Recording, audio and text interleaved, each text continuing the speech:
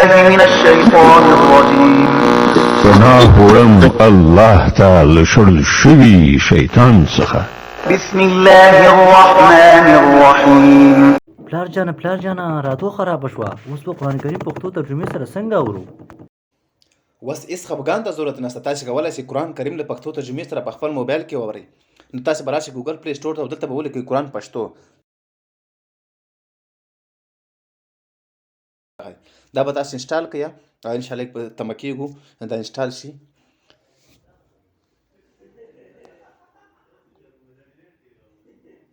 دا ما خلاص که اوس انسټالیږي. انشاءالله تاسو کولی شئ په دغه اپلیکیشن کې قرآن کریم له پښتو ترجمې سره مکمل 116 سورتونه په اسان ډول اورېدی شئ. بس راډیو ته ضرورت نشته. تاسو کولی شئ چې اسانه سره په خپل موبایل کې واورئ. موږ راغلو اپلیکیشن ته.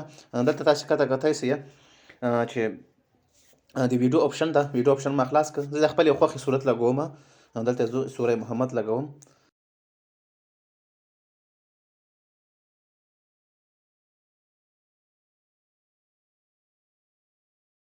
د محمد مبارکه سوره چې د قرآن عظیم الشان 40مه سوره ده په مدینه منورې کې را نازله شوې ده.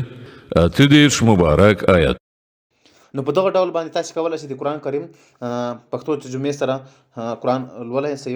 په دې منځ کې زه دلته سورة الفاتحه تاسو کتلی شئ ترجمې سره لولی شئ، هم د بغیر د ترجمې سره لولی شئ. مننه کوم. الله خوشحاله او کامیاب لرم.